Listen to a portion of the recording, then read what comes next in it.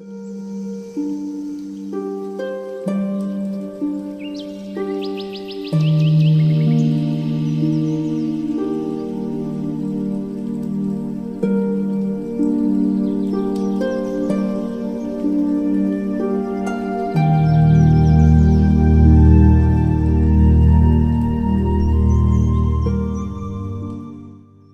यीशु।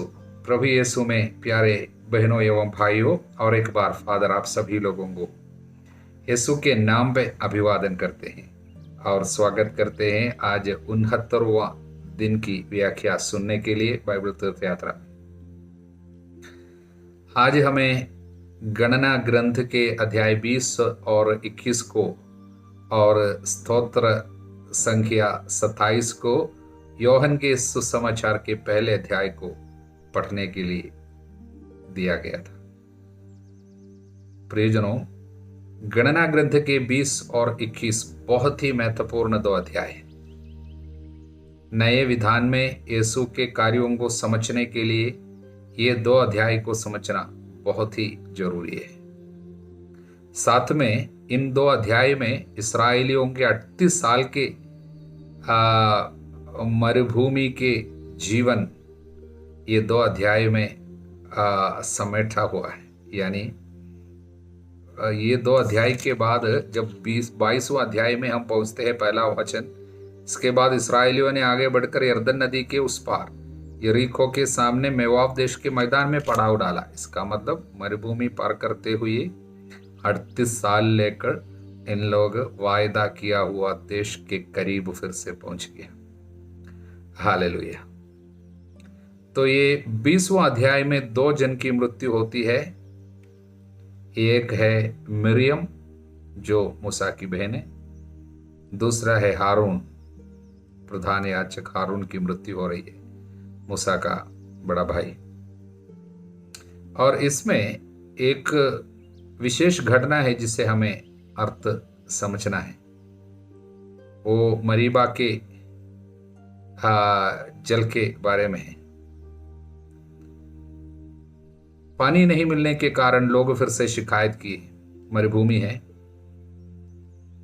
और वहां पर इन लोग शिकायत करने के कारण वचन 6, मूसा और हारून सभा को छोड़कर दर्शन कक्ष के द्वार पर आए।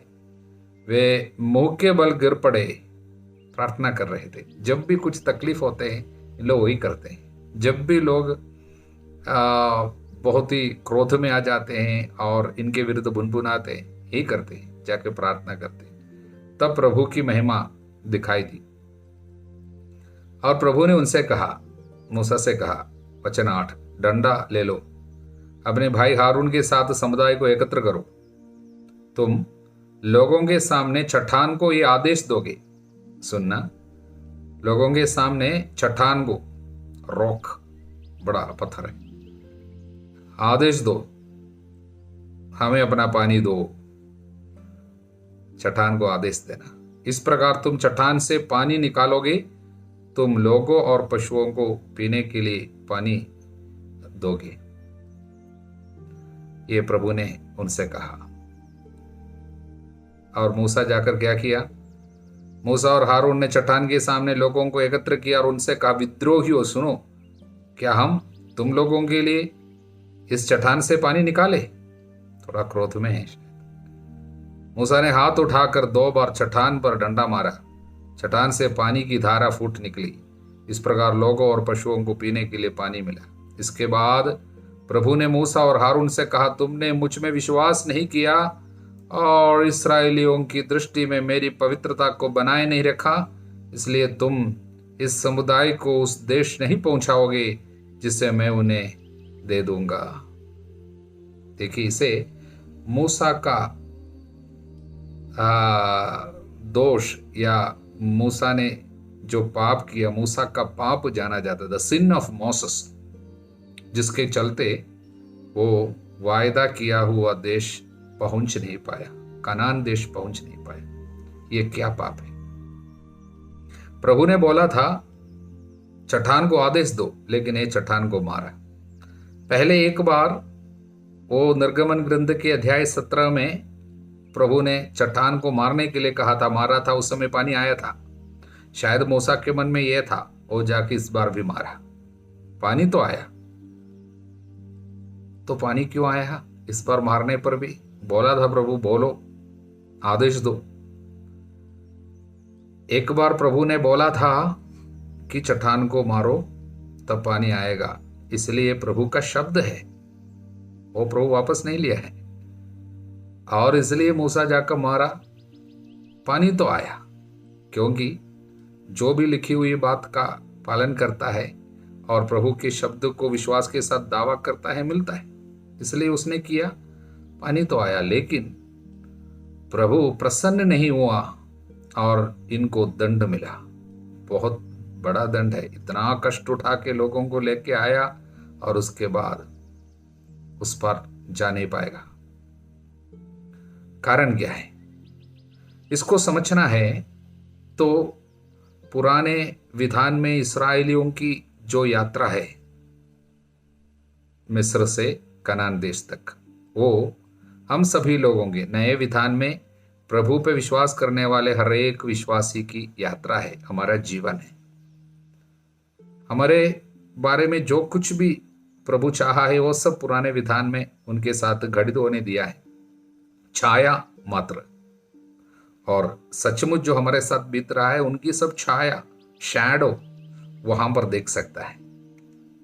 उदाहरण के लिए उन लोग लाल सागर पार करके आए, वचन हमें कहता है हम लोग बपतिस्मा के द्वारा यही करते हैं, नए विधान। उनको प्रभु दिन रात उपस्थिति देता रहा, दिन में बादल के खंबे के रूप में बादल में, और रात में और जो आग के खंभा बनकर प्रभु साथ में उपस्थिति देता था। हमारे साथ पवित्र आत्मा निरंतर उपस्थिति देता है, इसलिए पवित्र आत्मा का वो अभिषेक हमको दृढ़ीकरण संस्कार के द्वारा मिलता है। उनको स्वर्ग से मन्ना प्रभु ने दिया भोजन के रूप में, हमको परम प्रसाद प्रभु देता है। इसलिए हमारे सारे कार्य वहां पर हमको देखने को मिलता है। और इसलिए जो चट्टान है और लोगों का प्यास है, और मूसा को मारने के लिए आदेश दिया था पहले, और बाद में आदेश केवल 2 मारना नहीं है, केवल बोलना है, ये सब बोला था। इसका भी आध्यात्मिक अर्थ है, वो ये है, बाइबल हमें बताते हैं कि पुराने विधान में लोगों के अंदर जो प्यास है पानी के लिए, वो नए विधान में हर एक व्यक्ति जो प्रभु के चुने हुए लोगों के हृदय में मुक्ति के लिए जो आग्रह है, बचना है, मुझे आत्मा को बचाना है, ये आग्रह है, प्यास। और उसके लिए क्या करना चाहिए था? चट्टान जो है यीशु का प्रतीक है, बाइबल हमें बराबर बताता है। कुरिन्थियों का पहला पत्र अध्याय 10 वचन 4 में बताता, वो जो चट्टान वो प्रभु यीशु है। हालेलुया। तो पुराने विधान में सबसे पहले प्रभु ने उनको कहा निर्गमन ग्रंथ के 17 में, जाके चट्टान को मारो तब तुम्हें पानी मिलेगा। वो पानी जो है आशीर्वाद है, जो कृपा है या मुक्ति है, चंगाई है, सब कुछ है। इसका मतलब पुराने विधान में ऐसा था, लोगों को करना चाहिए था कुछ मिलने के लिए, इसलिए इनको सारे कर्म, बहुत कुछ आदेश, 613 आदेश था, उनका सब पालन करना था। और कितना बलि चढ़ाना था, जानवरों का बलिदान पाप क्षमा के लिए। और थोड़ी सी कमी उनके काम में आ जाते तो दंड आ जाता था, यहाँ तक कि मृत्यु हो जाती थी, या उनको देश नष्ट हो जाता था, या घर नष्ट हो जाता था। काफी बड़े बड़े विपत्ति उनके ऊपर आ जाती थी। तो उनको काम करना पड़ता था, माने अपने कर्म के द्वारा बच जाए। इसलिए इसको हम लोग बोलते हैं संहिता के कर्म कांड। तो मारो तो पानी आएगा, तो मारना पड़ता था। तो मूसा का जो मारना वो सब पुराने विधान का वो एक प्रतीक था, यानी मनुष्य अपने कर्म कांड के द्वारा पाप मुक्त हो जाते थे। और जो अशुद्ध हो जाते थे किसी बातों पर, वो अशुद्धि से बाहर आना है तो उनको कुछ कुछ करना पड़ता था। इसलिए पहला वो प्रतीक है निर्गमन ग्रंथ के 17वां अध्याय में मारने के द्वारा पानी आएगा, उसका प्रतीक था। हालेलुया। लेकिन प्रभु उससे आगे कुछ करना चाहता है, वो है हमारे साथ जो किया नए विधान में। वो क्या है? ईसा मसीहा अपने दुख भोग एवं मृत्यु में संहिता के पूरे कर्म कांड को पूरा कर रहे हैं। हालेलुया। अब नए विधान में हमारी मुक्ति कर्म कांड के आधार पर नहीं, तुमने कितना किया या बकरी को या बलि चढ़ाया या गाय का बलि चढ़ाया या इस तरह के बलिदान, जानवर के बलिदान के द्वारा पाप मुक्ति हमको नहीं मिलती है, बल्कि हमारी मुक्ति प्रभु ईसा मसीहा के एकमात्र बलिदान की योग्यता पर विश्वास करने के द्वारा हमको मिल जाती है। हालेलुया। इसलिए प्रभु ने इस बार मूसा को आदेश दे रहे हैं, जाकर विश्वास के साथ, यानी वो डंडा को लेकर जाना, वो विश्वास का अधिकार है। इसके द्वारा प्रभु ने कितना कार्य किया था, वो डंडा के द्वारा, तो उसको हाथ में लेना है। इसका मतलब ये मारने के लिए नहीं, बल्कि ये विश्वास हाथ में लेना, और उसके द्वारा केवल बोलना काफी है, यानी विश्वास का शब्द बोलना, विश्वास का शब्द घोषित करना काफी है। लेकिन मूसा विश्वास का शब्द घोषित करने के बदले फिर से पुराने कार्य में गया, डंडा मारने का कार्य, मारने के द्वारा, जो उनके लिए प्रभु को प्रसन्न करने लायक कार्य नहीं था। इसलिए प्रभु ने इनसे कहा, तुम उस पार नहीं जाओगे। इसका मतलब अब हम नए विधान में उस पार कनान देश, यानी मुक्ति का जगह, यानी हमारी मुक्ति उससे नहीं है, यानी कर्मकांड के द्वारा हम नहीं जाएंगे। यानी मूसा का फिर से मारना वो कर्मकांड का प्रतीक बन गया, उसके द्वारा हम आगे नहीं जाएंगे, बल्कि अब किसके द्वारा जाएगा? उसके लिए प्रभु ने जोशुआ को चुना।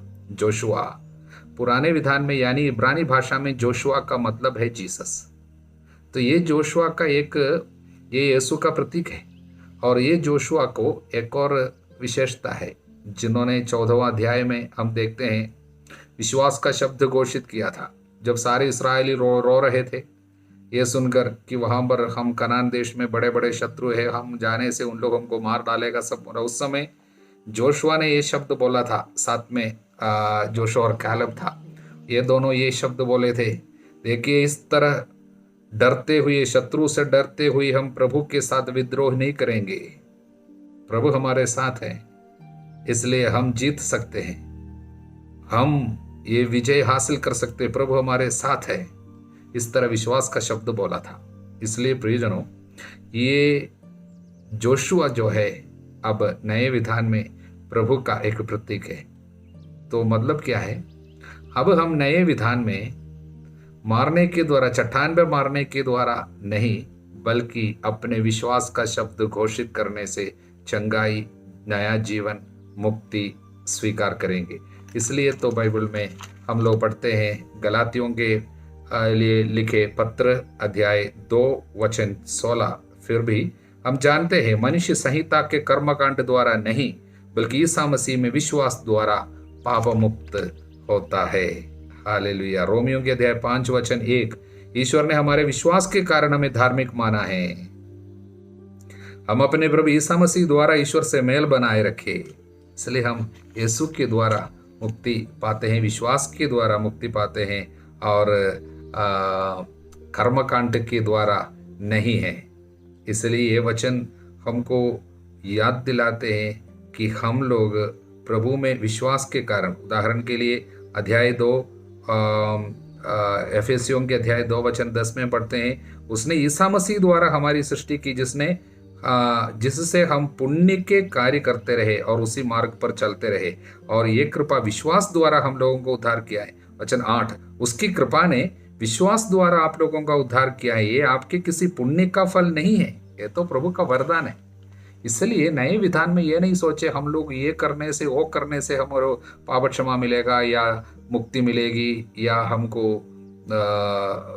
श्राप से छुटकारा मिलेगा, बल्कि हमको इससे छुटकारा मिलता है, प्रभु पे हमारा विश्वास प्रकट करें। तो फिर नए विधान में कर्म काय के लिए प्रार्थना होती है, त्याग होता है, कन्फेशन पाप स्वीकार करता है। ये सब ये डर के मारे नहीं कि ये नहीं करने से हमको स्वर्ग नहीं मिलेगा सोच के नहीं, बल्कि ये सब हम क्यों करते हैं, जो ईसा मसीह में विश्वास करते हैं वो ऑटोमेटिकली कर डालेगा, क्योंकि वो प्यार है। हम पाप स्वीकार के लिए क्यों जाते हैं, ये सोच के नहीं कि ये नहीं करेगा तो हमको दंड मिलेगा, हम नरक जाएगा, नहीं, बल्कि हम पाप स्वीकार इसलिए करने जाते हैं, प्रभु हमने पाप के द्वारा आपको दंड दिया, आपको दुख दिया, और हमने आपको दुख दिया सोच के इसलिए हम लोग जाते हैं, प्यार के कारण जाते हैं। हम प्रार्थना क्यों करते हैं, हम प्यार करते हैं इसलिए। हम क्यों बराबर साथ के सामने बैठते हैं, हम प्यार प्रभु से करते हैं इसलिए। हम इसलिए नहीं बैठते हैं कि हमारा हमारा दंड दूर हो जाए या हम स्वर्ग जाए, इसलिए हम काम नहीं करते। इसलिए नए विधान की एक विशेषता यह है, हमारा सारा कार्य हमारे विश्वास और प्यार का प्रकटन है। इस बात को समझाने हेतु मूसा को प्रभु दंड दिया। हालेलुया। अगले अध्याय में 21वां अध्याय में हम एक विशेष घटना जो हम लोग कई बार सुन चुके हैं, वो है कांसे का सांप। जिसको कांसे का बना हुआ एक सांप को उठाओ, उसको देखने से लोग चंगे हो जाते थे। इसका एक बहुत ही महत्वपूर्ण अर्थ है।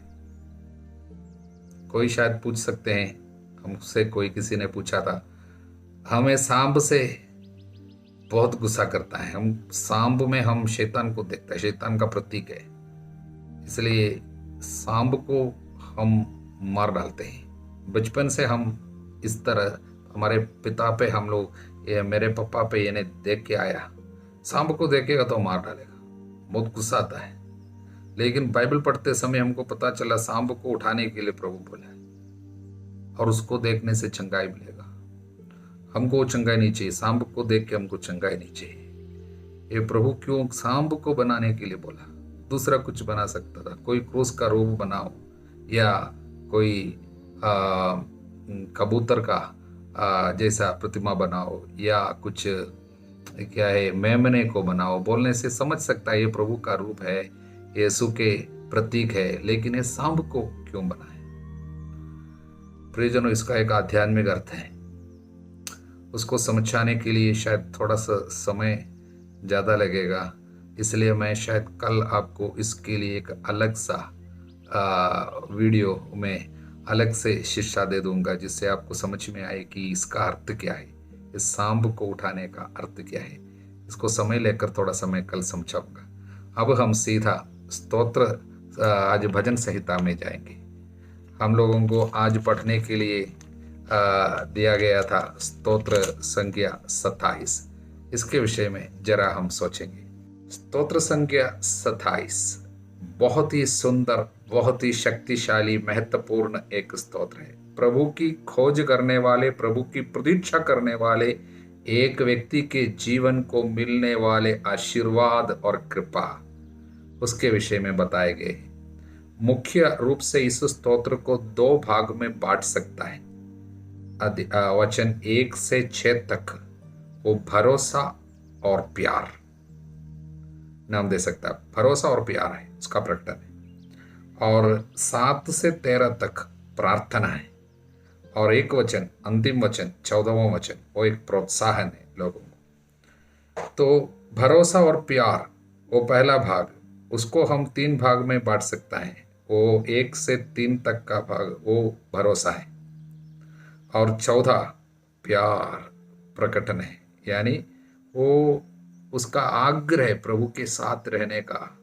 वो बोलता है, मैंने एक ही वरदान मांगा है, यही मेरी अभिलाषा, प्रभु की सौम्यता के दर्शन के लिए, उनके मंदिर की देखरेख के लिए मैं जीवन भर प्रभु के घर में निवास करूं। कितना प्यार है।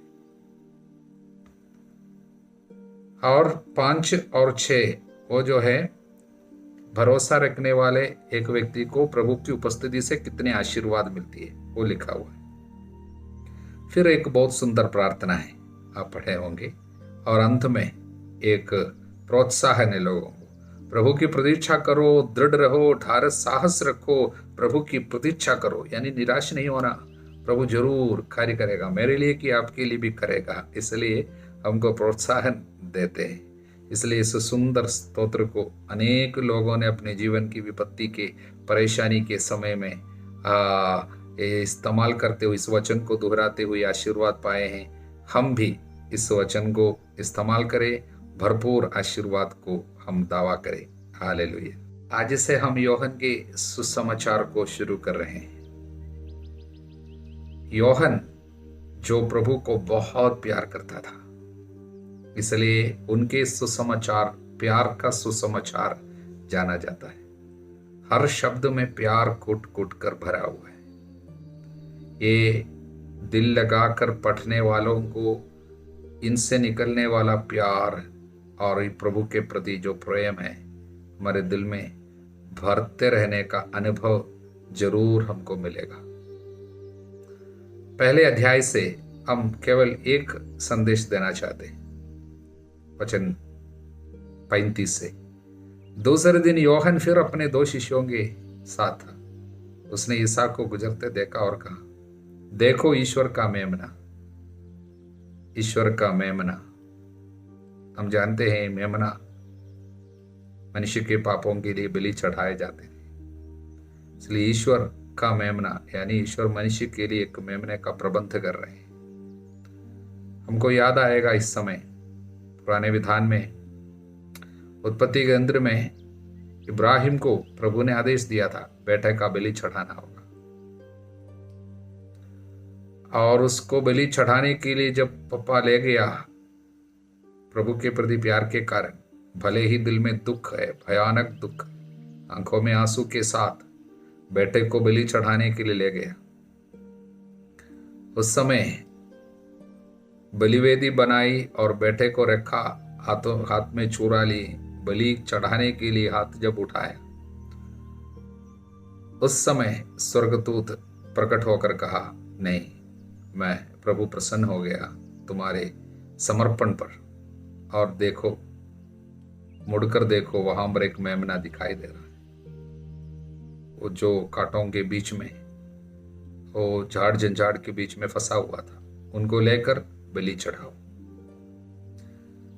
तो तब से ये लोग बताते पर्वत पर प्रभु प्रबंध करता है। इब्राहिम के विश्वास पीढ़ी दर पीढ़ी इस तरह प्रभु प्रबंध करेगा पर्वत पर। अब हमको याद आते हैं जब ये ईसा मसीहा को दिखाते हुए जब योहन साक्षी देता है, देखो ये ईश्वर का मेमना है। वो बच्चा जो बच गया था, हम है इसहाक। हमारे पापों के कारण या माता पिता के पापों के कारण जो पाप जो आ रहे हैं, जो हमारे ऊपर विपत्ति बनकर हम सभी लोगों को मरना चाहिए था, हमारे बदले में पिता ने प्रबंध किया हुआ वो मेमना है यीशु। हम सब आज जीवित इसलिए इस मेमने के कारण, उनके बलिदान के कारण। तब दोनों शिष्य जब योहन बपतिस्ता ने अपने शिष्यों को ये कहा, देखो वो ईश्वर का बलित मेमना है, वो दोनों शिष्य उसकी बात सुनकर ईसा के पीछे हो लिए, योहन को छोड़ दिया, यीशु के पीछे हो लिए। कुछ समय के बाद ईसा मुड़कर अपने पीछे उनको आते देखा और कहा, क्या चाहते हो? प्रभु सबसे पहले योहन के सुसमाचार के अनुसार यीशु के मुंह से निकला पहला शब्द ही है, क्या चाहते हो? क्या चाहते हो? आज प्रभु हमसे पूछते हैं, क्या चाहते हो? तुम क्या चाहते हो? मेरे पास क्यों आते हो? चंगाई चाहते हो या घर के लिए कुछ आशीर्वाद चाहते हो या कुछ नौकरी चाहते हो? क्या चाहते हो? शायद वास्तव में हमको आज पूछना है ये बात अपने से, मैं क्या चाहता हूं? मैं क्यों ईसाई हूं? मैं क्यों प्रभु के पास जाता हूं? मैं क्यों प्रार्थना करता हूं? क्या कारण है? देखिए इन लोगों ने क्या बोला। उन्होंने उत्तर दिया, रबी आप कहाँ रहते हैं? देखिए प्रभु पूछता है और इन लोग दूसरा प्रश्न पूछता है उल्टा। इसका मतलब प्रभु पूछता क्या चाहते हो, तो इन लोग पूछते हैं आप कहाँ रहते हैं। इसका मतलब हम आपके निवास स्थान देखना चाहते हैं, हम आपका घर देखना चाहते हैं। अब हमको याद आते हैं प्यार। स्तोत्र 27 में दाऊद कहते हैं, मेरी एकमात्र अभिलाषा है मैं प्रभु के निवास स्थान को देखूं, वहां पर जीवन भर रहूं। देखिए इन लोग प्रभु से क्या बोलता है, हम आपके संग रहना चाहते हैं, हम आपके साथ रहना चाहते हैं, हम आपको ही चाहते हैं। इसका मतलब यही, हम केवल चंगाई के लिए नहीं आए, हम थोड़ा पैसा के लिए नहीं आए, हम आपको केवल चंगाई देने वाले के रूप में नहीं, आप मुक्तिदाता है, आप ईश्वर का भेजा हुआ मेमना है, इसलिए हम आपके साथ रहेंगे। तब प्रभु ने कहा, आओ और देखो। उन्होंने जाकर देखा कि वे कहाँ रहते हैं, और उस दिन वे उनके साथ रहे। उस समय शाम के लगभग 4 बजे थे। हालेलुया। प्रियजनों, उनके साथ दिन के बाकी समय, rest of the day, English में ऐसा, rest of the day they spend with him. दिन के बाकी समय, इसका मतलब क्या है? आप सोचते हैं कुछ घंटे केवल है? नहीं है। 4 बज गया था तो दिन अभी रहने के लिए कितना समय होगा? शायद 2-3 घंटे और कुछ होगा। लेकिन यहां पर जब लिखा है दिन के बाकी समय, इसका मतलब दिन क्या है? जब तक लाइट है, जब तक प्रकाश है, तब तक दिन है, रात में अंधकार है। यीशु ने क्या कहा? संसार की ज्योति मैं हूं, जो मेरे साथ रहता है वो अंधकार में नहीं भटकता रहेगा। इसका मतलब दिन के बाकी समय, इसका मतलब जीवन के बाकी समय वो प्रभु के साथ रहे, क्योंकि यीशु ज्योति है। वहां पर रहने वालों को रात नहीं है। इसलिए प्रियजनों, जो प्रभु के साथ है वो दिन में रहते हैं। अंत में शिष्यों में एक ने प्रभु को छोड़ दिया, उसका नाम यूदस। जब वो प्रभु को छोड़कर निकल रहा था, तब लिखा है, यूहन्ना ने ही लिखा, तब रात हो गया था। इसका मतलब जो यीशु को छोड़ देते हैं वो रात में है, जो यीशु के साथ है वो दिन में है। हम यीशु के साथ रहें, जिससे हमें रात में अंधकार में भटकना ना पड़े। प्रभु की कृपा, ईश्वर का प्रेम, पवित्र आत्मा का साहचर्य सभी लोगों के साथ बनी रहे, अब सदा सर्वदा अनंत काल तक। आमीन।